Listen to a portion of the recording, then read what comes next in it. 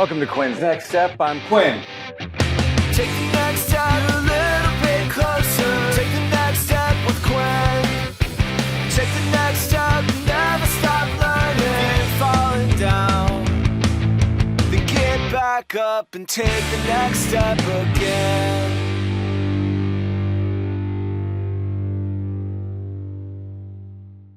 My name is Kirby Rogers, manager here at the Shade Tree Cigar Lounge. It's actually a town called Woodcreek. It's just right around the edges of Wimberley. You can say Wimberley, Woodcreek, but just like to do a shout out to the Woodcreek people. So yeah, we're going to start on just the basics of cutting, lighting a cigar, smoking it, talk about pairings, talk a little bit about the history of these cigars, and just simple things like, you know, how do you get started smoking cigars, and what cigars do you choose? Things of that nature. Well, for today's purpose, Quinn has a cigar called an Andalusian Bull. All right, this was the 2016 Cigar of the Year. It's made by La Flor Dominicana.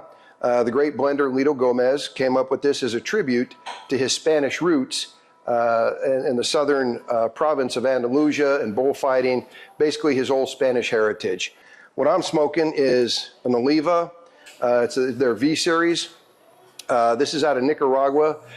It's the Oliva family, founded by Gilberto Oliva in Nicaragua. And this is one of my favorite cigars. The Oliva family puts out tons and tons of great cigars, but their V series is particularly one of my favorites because it's typically strong and spicy. And for me, I find it quite delicious. So Quinn, grab it. Yes, We're going to take it out of the cellophane. Put your cellophane to the side. Now for the purposes today, I'm going to talk about, there's a couple cuts you can do. This has a dual side. It has what we call a V cut, and then this one has a straight cut. So the V cut is the cut I like. Mid-away. Oh, okay. Instead of the straight cut, which gives you full-on blast of smoke, this one kind of moderates it a little more. So if you just cut it straight, that's called a straight cut. And that's just like bring the smoke on. The V cut's like middle of the road. Then you can do what my friend Barney over there does, is he punches it. All right, so punch is just like, you know, not much bigger than just like a big old fat needle, and that draws it even slower. And honestly, the slower you can smoke your cigar, the better. If you puff it fast, you're going to get bitterness. If you puff it nice and slow and easy draws, you're going to get the true flavor of the cigar. So the next thing we do, brother, is we light it up. Here, and I'll light yours up first. Now, you can just put it in your mouth and you can fire it up. But that introduces a lot of heat and butane, which kind of messes with your palate. So what I like to do is toast them. All right, so let's start with yours. We'll toast yours, brother. No rocket science. Just go in circles. Because what you want is a 360-degree orange burn on this bad boy. Yeah, that is quite a torch.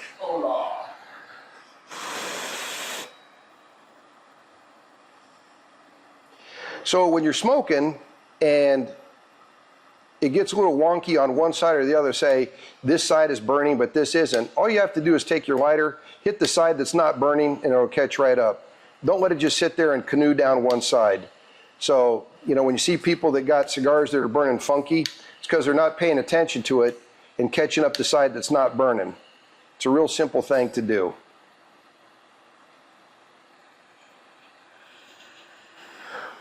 So nothing crazy like licking the cigar before you cut it. No, they did that in the old Western movies because they stored them in these little jars and they dried out.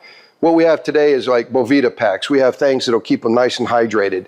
Back then they didn't. So in order to keep the wrapper from coming off, people would grab them and lick them. That's what you saw in the old movies. If you grab and lick them here, we're going to make fun of you. So just like you think about drinking a milkshake, you take in as little smoke or as much smoke. The key here is don't inhale. There's a lot of nicotine in these, and you know, you got to monitor yourself in terms of like if you're feeling a little flush or you're getting your head's a little woozy, set it down, drink water, have something sweet like a candy or whatever. But nicotine, if you're not used to it, can mess you up. So you got to go slow and just keep checking your body. Now, if you're smoking a very strong cigar, always make sure you got plenty of hydration and food in your gut. Again, because I've seen people go to stand up, sit right back down because they got woozy from the nicotine. Any tips for people that might take on cigar smoking as a way to stop cigarette smoking, where you do inhale, like the muscle memory of inhaling from a cigarette and not transferring that over to enjoying a cigar? That's a great question, Quinn, but no. People, I've seen this time and time again, people that are cigar smokers don't inhale, and it's just intuitive, it's natural, you don't inhale. People that are cigarette smokers and people that smoke cannabis, I watch them just take it right into the lungs and end up gagging. All I can tell you is it's kind of a self-correcting measure. If you take that in, you're not used to it, you're gonna cough and cough, and by the third or fourth time, you will have taught yourself not to inhale a cigar smoke. Again, to enjoy it, it's really, you take as much smoke in or as little smoke in, it's entirely up to you, but again, the key here is to draw slowly. And then beverages and pairings with cigars, it's very subjective, but what I like to do is tell people my favorite pairing of all time with any tobacco product is coffee. I don't put milk in it or any kind of sugar, just coffee. But people ask us all the time, well, what pairs well with bourbon? What pairs well with scotch, or what pairs well with rum? It really is a very subjective subject, because what I find to be pleasant and enjoyable, you may not find it. So if I find a good bourbon with a cigar and we share the same cigar and the same bourbon, I might like it, you might not like it. So really what you have to do is you have to experiment on your own to figure out what pairings you like with your cigars. Particularly, if you're gonna get a cigar that's, say, spicy, you may not want to get a bourbon or a scotch that may equal its flavor profile. Like, you don't want a spicy type of bourbon or a spicy type of scotch, or a peaty scotch. You may want something that's more neutral, or a bourbon that's more neutral.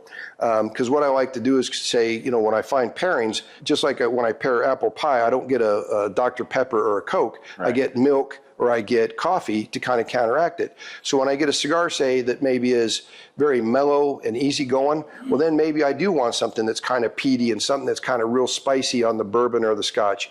But I tell you right now, every pairing I've ever found with tobacco goes well with coffee for me. Some people like tea, but for me, coffee is by far the best pairing. My wife will make espresso beans with some dark chocolate on it, and we tell people you just chew it a little bit, keep it in the back of your mouth, and you just constantly taste that tobacco mixed in with the coffee flavor and a little bit of that dark chocolate, and I find that very pleasing. Not everybody does, but most of the people that try that find it to be a delightful experience. Yeah. Just like we're doing here. So take a couple slow, easy puffs, Quinn, and then take a little sip of coffee, set it down, take a couple more puffs, and kind of mix that back and forth and see if you can get, to me, the coffee enhances the tobacco smoke. The tobacco smoke enhances the coffee. And that's what I'm looking for with a bourbon, a scotch, anything, is, does one enhance the other? Another question we get all the time is, you see people, they'll come in, they'll get a port, they'll get a bourbon, they'll get, for God's sakes, Fireball, and they'll sit there and they'll dunk it. Now, is that a faux pas? Well, in my book it is, but enjoy that damn cigar how you want to. If you want to dip it in chocolate pudding and you think that tastes great, more power to you.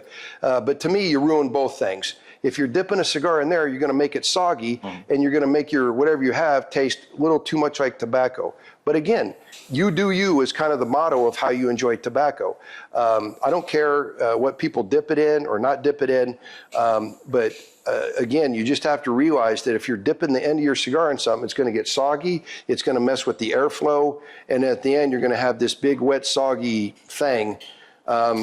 But again, some people like it. I've seen a dude fill up a whole thing of Fireball with ice and sit there for 30 minutes dunking that in there, and he's just happy as a pig in shit. And how would you go about recommending a cigar? Maybe somebody new comes into the shop, not quite sure what they're looking for, a lighter or a darker tobacco. How do you kind of help them decide on where to start?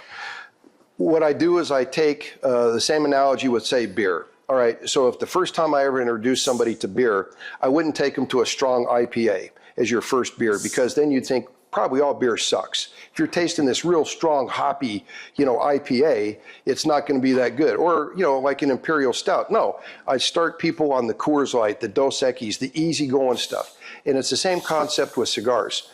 I take them on the mild, just easygoing, smooth cigars. So in cigars, I find that there's, you can get just a smooth type of flavor, or you can get a spicy type of flavor. Think, a peppery. So to me, the milder, the smoother to start somebody off with is the best. Now, there are some people that like, say, dip Copenhagen or they smoke cigarettes, and I can start them and I'll ask them that. Well, if you do that, maybe I start you at the medium. But essentially, you just want to start at the lowest end possible in terms of strength and smoothness, so as not to overpower somebody with the product that's too enriched with flavor. You know what I mean? That was a good question, though. And with that, what kind of flavors are we looking for when we're enjoying, like the cigars we have today? Okay, the flavors you're looking for, again, are very subjective. I see reviews all the time where people get paid to write these reviews, and I got to be honest with you, Quinn, the vast majority of reviews, they'll write things like, I tasted dry figs and 3-day-old bread pudding. I mean, some of the things that they write in these reviews, I mean, it just makes you want to kick the table because, I don't taste any of that. It's what pleases you, what the tobacco flavor tastes like that pleases you. So they'll say, you can expect to have this kind of note and that kind of note. I don't believe any of that stuff because, again, everybody's different. Their palate's different. It's subjective. So when I read the reviews and I see how people describe it, I just discard that. What I look for are the strengths. Is it mild, medium, full-bodied? And then I look does it have spice content in it? So for example, when they use a part of the plant, the tobacco plant, the very top part is called ligero, which means light in Spanish. Well, the ligero part is the spiciest, strong part. Now, the more ligero you use in a cigar, the spicier and the stronger it's going to be. People have found combinations in their blends where they use a small amount, a moderate amount, some of them use a full amount, but it really just all depends on how much you like. Similarly, like if you like a real smooth bourbon or you like a bourbon that has some heat to it, it's all just preference. But at the end of the day, really to figure out what you like, you have to burn different cigars to learn what you like. Same thing with bourbon, same thing with scotch, same thing with coffees, how you like your coffee. If you like your coffee with cream, if you like your coffee black, it's all a preference. But with cigars in particular, people get a little apprehensive because they'll see a $20 cigar and say, is it worth it? They'll see a cigar that's $5 and say, well, that can't be good. Well, that's not true. That's why, when you have people that work at cigar shops, they can tell you, look, that $5 cigar, look, it's $5, but for the price, it's a great cigar. That $20, it may be pricey, but the experience you're going to have with that cigar is going to be worth that $20. Like you said, you got to burn to learn. You got to burn to learn. And what I try to steer people away from is, just because it's a high-priced cigar that you see out there in magazines or in shops doesn't necessarily mean it's a bad or it's a great cigar. And just like you see a $5, $6, $7 cigar doesn't mean that cheap cigar is not worth the shit. It could be a really good cigar, but you have to have confidence in what you're talking about. Because when you talk about tobacco, most of us that have been smoking for a while can tell you, look, it's good tobacco, but on that cigar, you're going to have some burn issues. But for an $8 cigar with that kind of good tobacco, it's worth it. Then I've had cigars that are, $5 that, I wouldn't waste on putting in my compost. They were so horrible. But then I've had $20 cigars that I thought were overpriced. I've had $50 cigars I thought overpriced. I've had $12 cigars that I would have paid $20 for. But again, it all comes down to this one thing. It's subjective, and it's what do you like. So like yours, what I experienced on that is it's very mild until you get to about the halfway point, and then everything starts to concentrate. So when you get to that halfway point, it really wakes up and it becomes more concentrated. I tell you, I can't tell if there's nutmeg, a hint of cinnamon, or there's leather in that. I don't know about that bullshit. I just know it gets better. It does puff very smooth. Right. So when you get to that halfway point, if you can hang with me on that, brother, notice that flavor change and see if you can describe the notes. I can't. It tastes good. It's like Samuel L. Jackson would say, tastes good, motherfucker, smoke it, And so with trying new cigars, I noticed that a lot of them do come in different sizes. Mm-hmm. So burn to learn, would you just recommend, taking the shorter versions of the cigar that you'd want to try, or are there any differences or nuances between the different sizes of, say, the same brand? Yeah, that's another good question. I would say, yeah, start with the smaller ones and work your way into the mid-sized ones until you get to the larger ones like you have here. Because, you know, you want to see if you like that tobacco, and instead of spending that extra money, you know, see if you like the tobacco first. So if they make one that's really kind of in a smaller size, this, you know, and then the next size up and then the next size, that's what I would absolutely recommend, is start small and then work your way up to the bigger sizes. Because again, if you don't like it and then you just paid, you know, $12 to $18 for it, you're going to be a little bit annoyed with that. But if you started small and you're only paying $7, $8, $9, it's not that big of a hit. So good question. Look, it's very relaxing, Quinn. And this is where, you know, cigar lounge is where a pauper and a prince can sit down and be equals. It's all about having fun. You know, when you find a great cigar, you want to share it with people, you know, in terms of, you know, hey, I found this great cigar, give it a try. People bring in scotch or bourbon and, you know, share that to enhance the smoking experience. But it is all about sitting down here and bullshitting with your friends and being in an atmosphere that is relaxing, just chilled, relaxing atmosphere. Like, you know, we always have music on in here.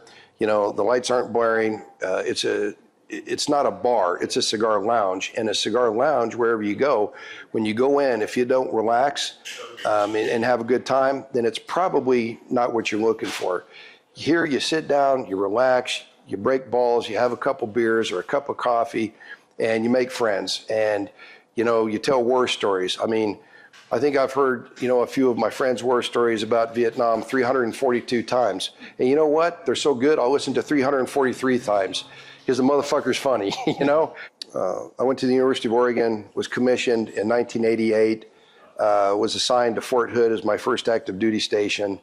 And we went to training in the summer, and when the training was done, we got called up to go to the Gulf War. So we went from basically September 1990 to May of 91 in Desert Storm. And our job was to just take a bunch of tanks from Saudi Arabia, go up north to Kuwait City and cut off their retreat on this place called the Highway of Death, going through the burning oil wells and some other fun little terrain features. And that's all we did. So we did our job, we came back, you know, my wife was lucky enough to marry me, and here we are. And so how did you go from your service in the military to having Shade Tree Cigar Lounge? From the military, did federal law enforcement, 22 years with an agency called the Defense Criminal Investigative Service. And then when we retired in 2016, we worked for a couple cigar shops and managed them. And the guy who owns this building and the building next to us, Chad Smith, and his lovely wife, Andrea, they said, come and work with us, have fun over here, and you know, start this lounge with us. And we love the area.